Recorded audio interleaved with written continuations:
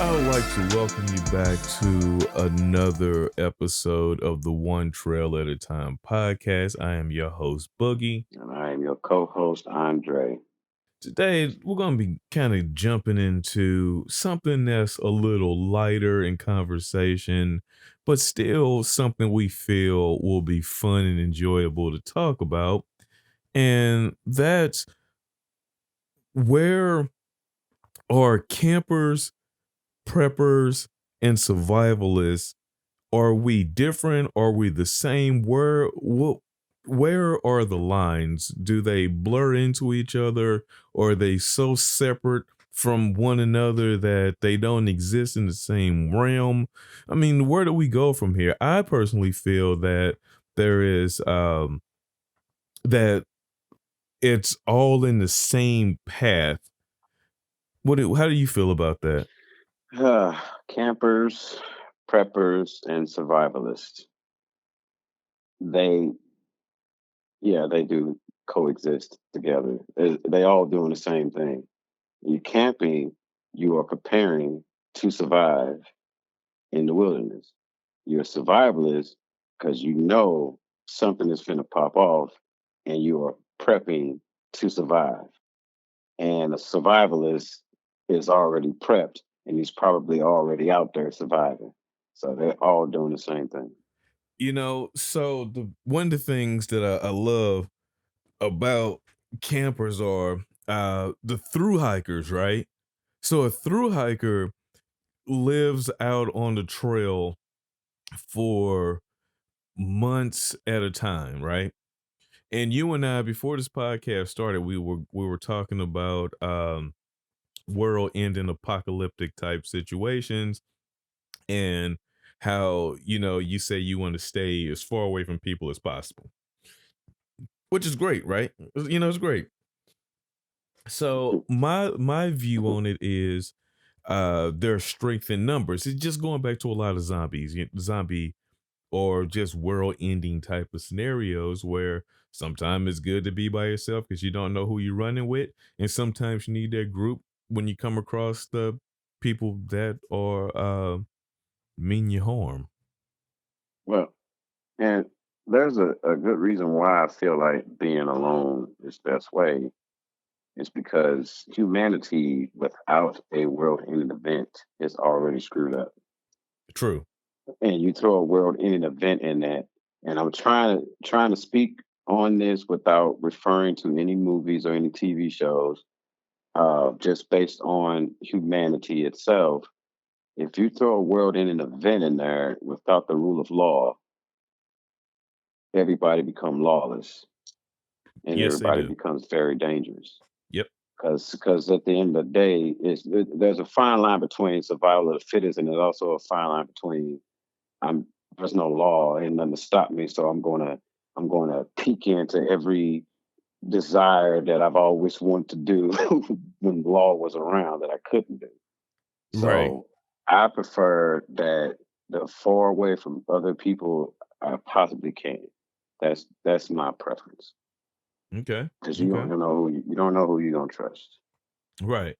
So one of the things that I was going with the scenario of world endings and or just pandemics. Just go with pandemics and that things that's going on right now in China with the coronavirus.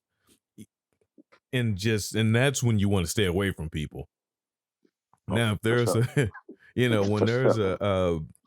a huge infection going on, you definitely want to stay away from people.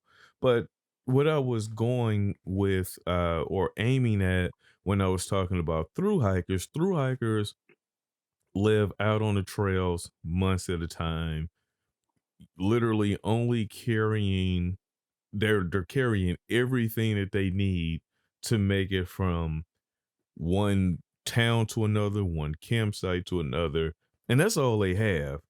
And if they're out in before they get to the next town, wherever their camp is, if they're by themselves, if they meet up with a group of people, it kind of depends. And sometimes, me personally, I've been out on the trail for like days at a time, and just coming across one other English speaking person, it's kind of cool.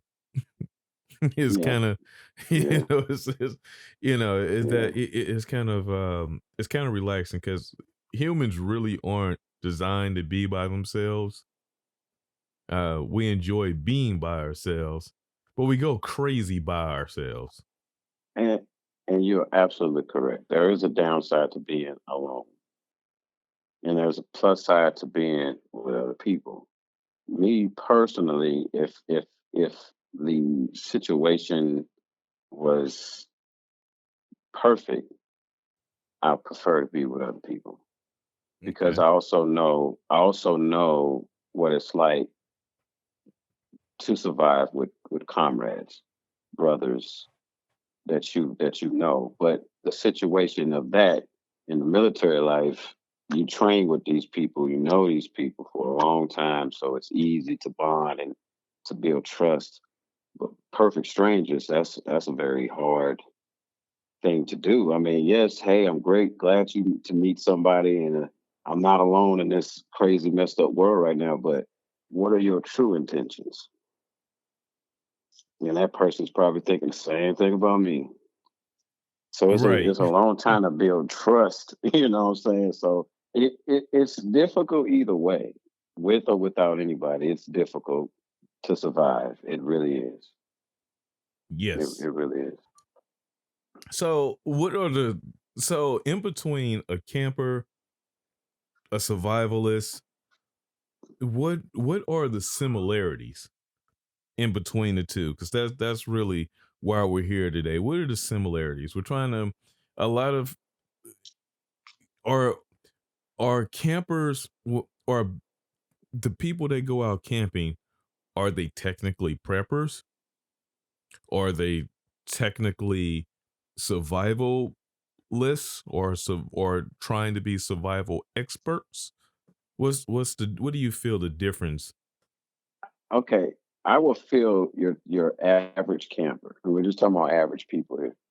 Your average camper is he's a guy or gal just enjoying the wilderness. He knows what to bring. He's prepared for that 1 or 2 days that they're out there.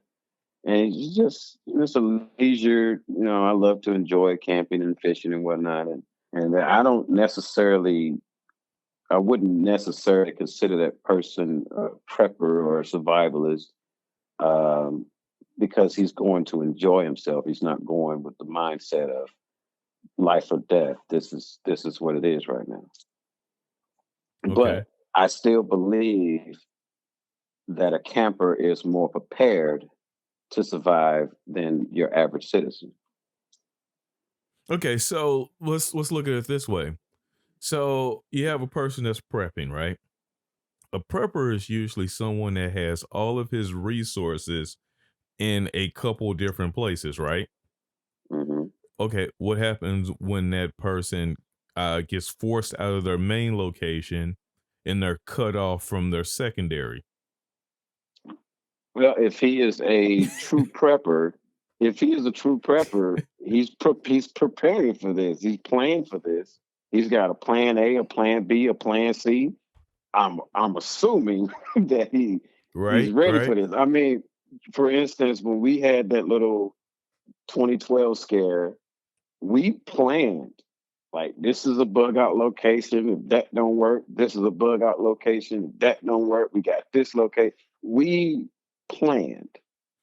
We Thank God did. nothing happened, but we did plan. Yeah, yeah, we did. So Yeah, yeah. a prepper, if his bug out location number one is compromised, I'm hoping to God he's got a plan B, C, D, and E to go with that, because you can't just have one single plan in this situation. You really can't. Okay. But how long? I guess the question is the person. When I look at, I remember you remember the show Doomsday Preppers, right? I do. One of my Okay, favorite shows. I loved it. okay. Before it started getting watered down because everyone saw the show and then everybody wanted to be a prepper. and they Right. started just throwing together BS and all that. So, okay, Right. so for the person that there were okay, so a prepper, a lot of them have a lot of resources in their location. They really don't prepare themselves to be out for a long period of a time or not having their resources that they stockpile. Hmm. So, it was when even when we were preparing and just getting our lives together, we knew that it would be physically impossible to take all the ammo that we had. Yep. Yep. We knew And that. and even then, everything that we had, we still knew it wasn't enough. Yep. And that's just the reality of it. We Yep. knew that everything that we had at that time wasn't enough if the lights go out, and we knew that everything that we had, realistically, we still couldn't take with us. And if we lost our vehicles, then what? Yep. So, And you're right. You're right. You're so absolutely right. So it comes down to Mr. Survivalist. right. He's the guy who's prepared for the long haul, no matter where he's at, because he's done it. He's probably doing it right now. He's living off the land. He's growing food. He's got the water supply or a way to filter dirty water. He's got the whole survivalist mindset down pat. Well, see, but campers know that. Backpackers know that. Backpackers carry a water system, something to filter water with. But can they survive for a long period of time versus a survivalist? Through hikers do all the time. They survive out there for months. Yes. And like I said, they all come together. They all but come together at some point. but a through hiker is different from someone who goes out only on the weekends like myself. I'm trying to become a through hiker. Mm. And there's a difference in between those guys, and I I hope to become one, but I have a few skills because one of the things that I am afraid of is going out on a weekend and a weekend turns into a week because my compass broke, my GPS isn't working because a satellite fell out of the sky, and I get lost in the middle of nowhere. All right, boom. Segue. What do you do? How do you survive for a week when you're only playing for 2 days? So no matter what, whenever I go out, if I go out for if I'm going out for 2 days, no matter what, I take 4 days worth of food, no matter what. And I take different vitamins out with me. I put vitamins in my med bag, in my med kit, just in case I get lost. So the vitamins become, supplements for the nutrition that I won't be able to get when if I have to start rationing my food. Okay. Okay. So I do I think in one video I did, I was I didn't have to. It was a video I did out at Quiver River when I took my bike out, and I found some frozen puddles. So I melted down those ice blocks to water just to prepare myself that if I got lost out there, I didn't have any water. That was my water source. And it was making sure that I had even though I didn't have to do it at that time, I was making sure that I had the balls to do it if I needed to. So, along with your gear, make sure you bring your balls because you're going to be in a ballsy situation and you're going to need your balls to get through the situation. But my concern is, what could I do? I'm not out there as much as you are. So uh, my survival techniques took me in a combat situation, not in a I need to survive and eat and find food and all that stuff for a long period of time. What what could I do if I didn't have all of those things? Like how the hell can I survive out here in the thickets? I only prep So, for 2 days.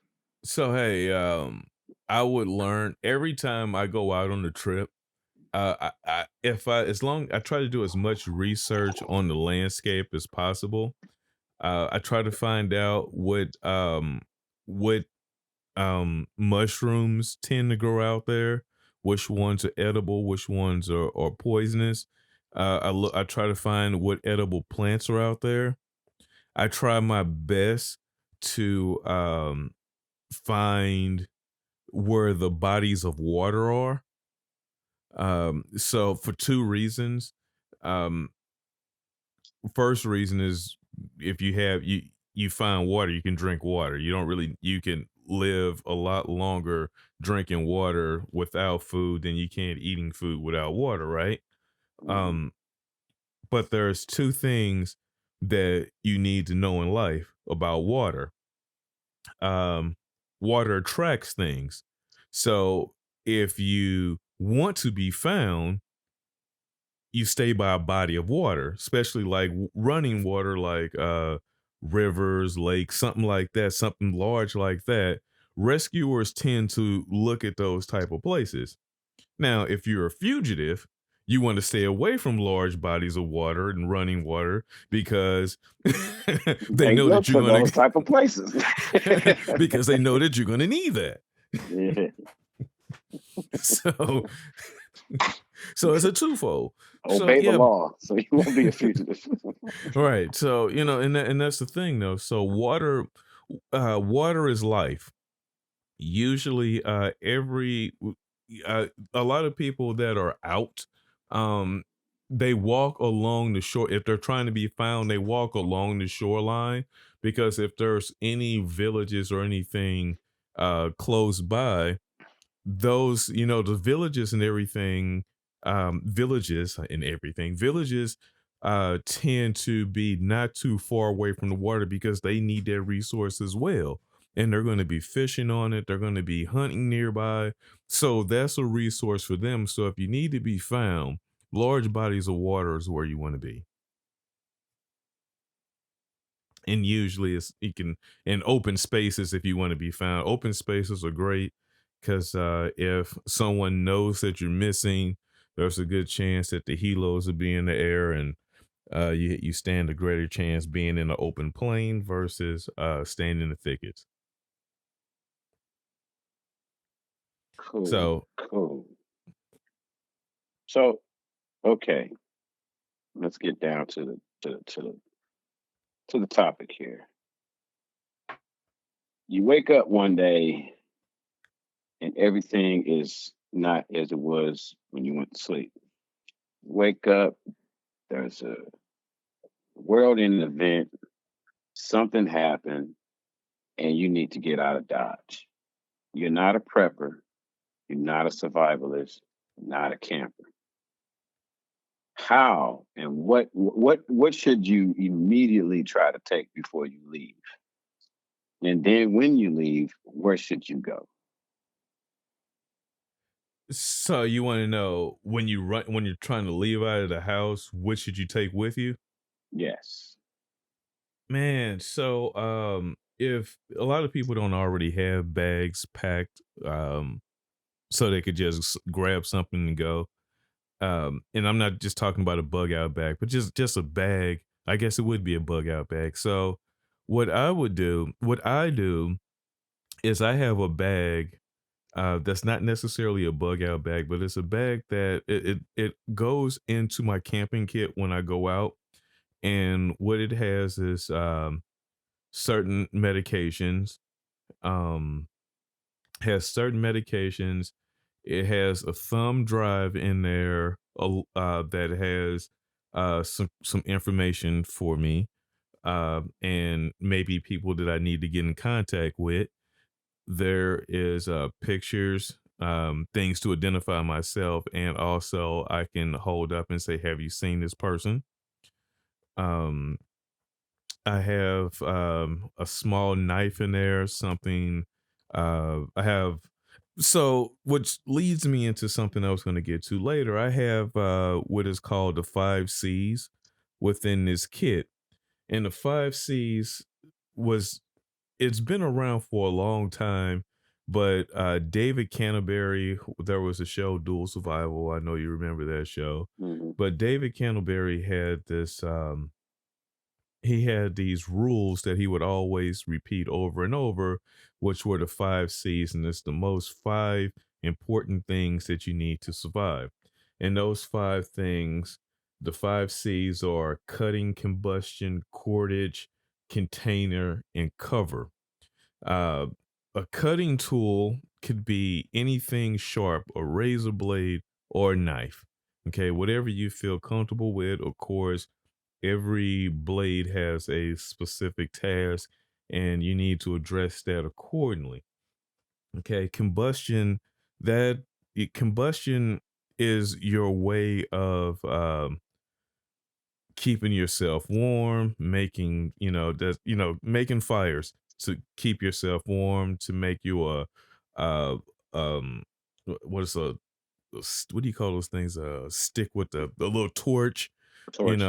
Yeah, you can not a tiki torch, but a real torch, you know. uh take a torch out, or something like that, and it ward, you can make smoke signals, um and chase off wild animals. You need your cordage, which is rope that enables you to. Cordage goes a long way. It does everything from helping you build a shelter to making a trap so you can catch food, fish, make snags so you can snares, I'm sorry, to make some snares so you can catch small game, set trip traps up, uh hold your pants up, make yourself a poncho and tie it up so you can keep yourself dry. I mean, cordage goes a long way. And then your container is something to hold water in, just so you can make it from one place to another. Because where you're going, their drinking fountains may not be there, so you're gonna need something to hold at least a little bit of water, just to get you through. Then you have your shelter. The shelter that I usually keep, I mean, is super duper weak, but it's just a SOL survival blanket. It's not very big, but it's a one person shelter. It's actually a bivy sack, and you can put all that in you, and you can survive. You can make it through a night as long as you get on the proper layers. You'll kind of be okay there. So that's basically what I have in a nutshell, or run it out of the house with. How long can I survive with that little bit there? I don't know. I got to get pretty resourceful to get to some real stuff, basically. Well, in all of these scenarios, you that's the ultimate end game to get crafty and come up with other ways to keep surviving throughout the day. Because even in the military, they teach us to have a 3-day bag ready, but even that is going to run out, and you're going to need to be resupplied. So that's just the way it is. I mean, unless you find like this building that's fortified, it's got everything you need: power, food, water, weapons. It'll never go accordingly. So you're gonna have to do what you gotta do to survive every single day, no matter what you start off with. Right. But if like, okay, yeah, the world, something happens when you wake up, stuff has just went far left as it can go. What do? I would get out the house. I take whatever I can and run, grab my little bag, take my dehydrated all the dehydrated foods I have in the refrigerator, throw all those in there. Actually, I always keep my camping backpack packed. So all I have to do is add food and water to it, and I'm good. I'm good to go. And with that bag, man, I can survive for a long time as long as I can keep getting food.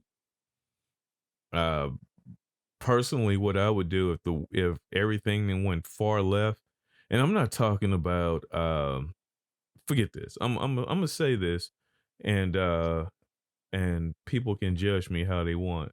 If everything went far left, and there are people running into stores, you're damn right I'm running in there. I'm gonna be grabbing jerky and everything else I can get my hand on, and I'm gonna keep it pushing.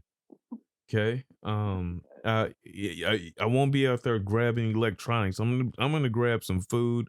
I might hit up the camping section and grab whatever knives and stuff, whatever I need. When it comes down to it, I'll be grabbing stuff that I need because I can't even barter with a television if the lights go off. Yeah. You're right. So, I got this smartphone, man. What you get for me? so, but that's just me. There's if there is a situation where a hurricane comes through and we're all out there just trying to survive, man. The funny thing is the funny thing is how society looks at stuff, right? It depends on who you are and where you are. Uh some people they look at as looters and other people they look at as just trying to survive. So, you can look at me for whatever you want to look at, but believe me, somebody's gonna want this pocket knife, and they might trade a sandwich for it. So, Yeah, that's pretty much how it's supposed to go. right, Uh, yeah, at that point, I don't think anybody cares about how anybody feels about the situation. Um, I'm not. I won't be going around taking life for these things to survive. But if there's a store that's wide open and it's got what I need in it, I'm getting it because I need to survive. And yep, that's just how humans' natural instinct is to survive no matter what. right, right. So the just coming back to what this whole episode is about. Is there a difference in between campers, survivalists, and preppers? Well, we kind of come to a conclusion where at one point you may lose everything or your stuff may run out. What do you do next? Who can run around in the thickets the longest?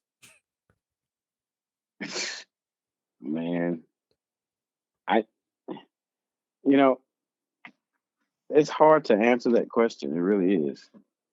I think it ultimately comes down to the person who's at in question here. Um, I think some people will survive more than longer than others just because who they are and True, how bad you want to survive. Um, true. I don't think it's necessary. I think having the skill set is going to help you survive longer, but ultimately, the person who you are is going to determine how long you're going to survive. Okay, okay. I can go with that. I also want to kind of jump on that with saying that I think I do have a I think I know who I'm leaning towards that will survive the longest out there once their supplies run out. and I am going to so I am going to say this, but I know the people that I'm going to say are at the bottom are going to get pissed. So I am going to say that campers and survivalists can stay out there longer. One, because campers and survivalists live in the elements, and the majority of preppers are about hunkering down. Yeah, they're seeking shelter and Right, trying to fortify and get it all set up and everything. Yeah, right, right. yeah. So now I think that the survivalists would be at the top of the list because they usually know about edible plants and knowing how to trap food, that sort of thing. Mhm. Okay, so but that's not taken away because there are some campers out there, some that have done some hunting and they know some things. So as long as people know how to catch food, whether it be or if they know how to gather food, if that's hunting, fishing, or eating, edible plants, whatever, as long as you have those skills, you can go a long place. I think preppers, once they get chased out, uh, I think that those will be the first people that will become takers because I Hmm. think their whole skill that they have learned, and this is not all of them, but I think that a good majority of them, their plan starts and ends with their shelter. You're absolutely correct. I agree with you on that. Because even when we was thinking about talking about this stuff, then we was still looking for shelter, some place to hold up and defend. Yep. Um, so yeah, that plan would probably went out the door because you're going to be spending most of your time and resources trying to defend because somebody is going to try to come in and take it from you, All day. All day. which is why I want to get away from everybody. So, yeah, I think I would have to accept a life in the woods, in the rural area, away from everybody, and survive that way. Because yeah, even holding up in some structure, building, whatever have you, it's not gonna, it won't be a good way to survive because you'd be too busy trying to defend instead of trying to survive. Right. But Right. I I would put the survivalist on top of the list because he has that extra set of skills. Like he's probably got seeds prepared. He's probably got all sorts of medical ways to treat wounds and sickness because he's researching those what's the word I'm looking for, the Medicinal and medicinal type of um stuff. He has holistic. That's the word. holistic. Holistic. That's the word. He's ultra ready, and he's probably spend more time surviving off the land than anyone does. Yep. Yep. So I still would put that survival is on the very top of outlasting pretty much everybody. Hmm. That's just how I look at it. 'Cause he's ready to go. He's like, all right, world in, no biggie. I'm already living off the land. I don't even have power now, so I'm not missing nothing. Go ahead and get my seeds ready. Plant this stuff here. I already got my water source, my food source. I'm ready to go. He ain't broke a sweat. He's not worried about nothing. He already living off the grid, so it doesn't matter to him. But for Right. everybody else, that would be, and I know, and I speak for myself on it. That's the hardest transition, living from comfort to off the grid. That's You know, that that's a hard transition for me. you know what, man? So as of lately, it's been easier to live off the grid than it has been within the confines of civilization. There is there is something surreal about just having wildlife to keep you comfortable. You know what I mean? And it's um it's easier to detach than you think if you're willing to let it go. Uh I had a this was years ago. I had a talk with a friend, and it was kind of the same situation. And we were basically saying, hey, so something happens tomorrow, what do you do? He lives in the city. His whole thing was he'll stay in the city. There's no reason to leave the city. The city has tons of stores and everything that he would need to survive. This was his mentality. But I asked him, I was like, well, you know what else the city has a lot of? And he's like, what? People. People. And these people have the same idea that you have, and they're Same going to idea. go to those stores and they're going to take everything that they need, and you're going to be trying to take everything that you need. And guess what? Stuff is going to run out real quick. Mhm. And there is no resupply. There is no resupply. So you out of luck there. So yeah, there's no other way to survive but off the land. And where you got some fresh water and some food out there. Yeah, you're not gonna get that in the city. Nope. You're not gonna Nope. get Not that for at very all. long. Yeah, Because not for very long. in the city, the water is going to end up getting contaminated because there's no one treating the water anymore.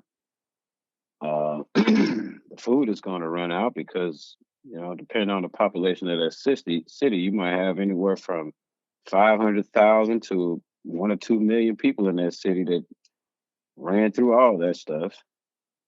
And then what? You have nothing. Right. Thinking about contaminated water, weird water, right?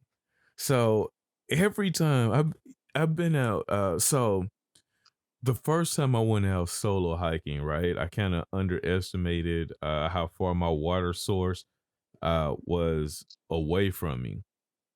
And I think it was the trail was really beat up.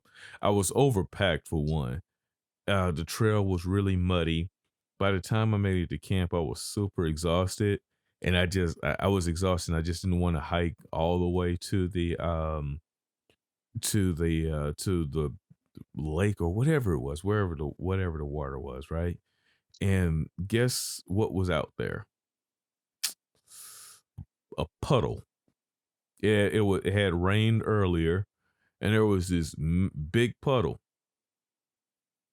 That was my water source. The Sawyer Squeeze, by the way, is shameless plug. Not that I'm being paid by them or anything, but the Sawyer Squeeze, the original one, man, that thing is a lifesaver. I've been using that thing for many years, and I haven't contracted anything as of yet. Okay. Right. But I have drank out of many puddles.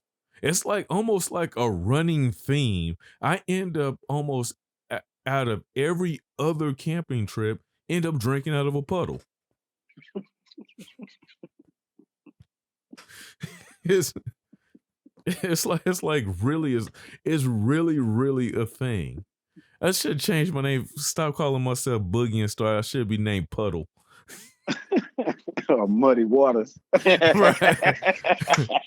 ah, ah. Night like Yes, this. yes, yes. Muddy waters. That's his new name, y'all. Just get used to it. Muddy waters. Man, that might work for me. Hold on. I'm gonna try that on for size, muddy waters. Man, seriously though, every trip I end up drinking out of a puddle. Every other trip, every 3 trips or something, I end up drinking out of a puddle. Don't know why. Well, I know why. For the last time I did it, it was out of just to do it because it looked cool melting down ice out of a puddle and and using it. So that just looked cool. The other 2 times, the first time it was hell, I needed that water. The second and third time, the second time, I don't know why I ended up drinking out of that puddle. I don't know. It happened though. It happened. I don't know Hey man, like we should say in the army, that was good training. why. Yeah. Oh. But the grossest water I have ever drank. You ready for this? Not really. So,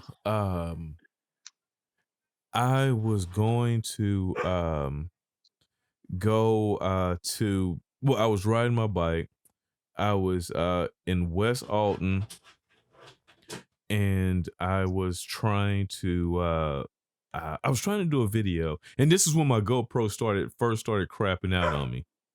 And it first started crapping out on me and I just got kind of frustrated with the day. No, it wasn't my GoPro. It was my batteries were going dead. They were just my batteries were going bad in my DSLR. So I just gave up and so I couldn't make the video I wanted to make. So I was like, fine, I'm just gonna have lunch. I took a dehydrated Mountain House meal out there. It was biscuits and gravy. And I realized I didn't take any water with me. Didn't take any water. One, because I didn't plan on being out there that long. So I was kind of stupid.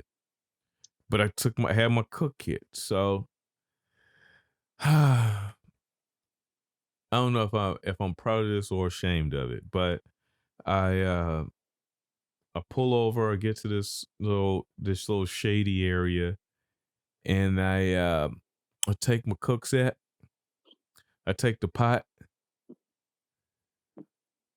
I go down to the mighty Mississippi. Oh God, no, no, no. I Oh no. I go down to the mighty Mississippi. I have to use dude. Now this was straight survival mode.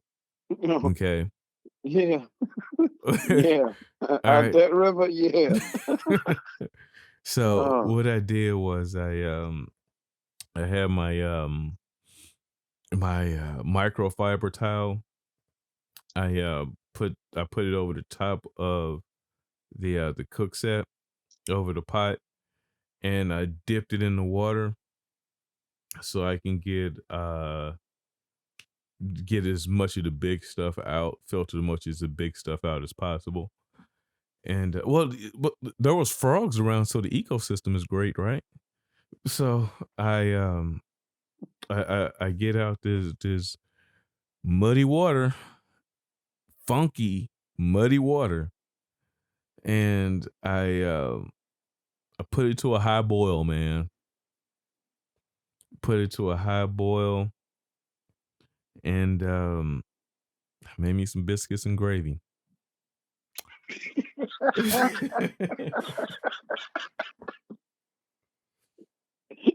oh my God. Oh my God. Damn it, man. Damn it, man. Funky muddy waters in his biscuits and gravy. Compliments of the mighty Mississippi River. Yep. Yep. That was a meal. So look, man, I look at it like this. Push come to shove. I'll make it work. I'll make it happen. I'll make it work and I'll make it happen. Worst part about that is usually every time I'm on my bike, every single time I'm on my bike, I take my Sawyer squeeze out with me. This particular day, I took it out. I took it out of my pack because the weather, it was like late spring. It was like late spring, so the weather was really no, no, no, no, no. When the hell was this? Whenever it was, I think it might have been late spring. Whenever it was, the weather was fluctuating really rapidly, and I didn't want to. I had my bike trunk that goes on the bike rack in my back of my car, and I didn't want my filter to freeze. That's why I wasn't in there. So, but dude, I didn't have my filter, so I had my 5 C's, man, and I was able to boil me some water.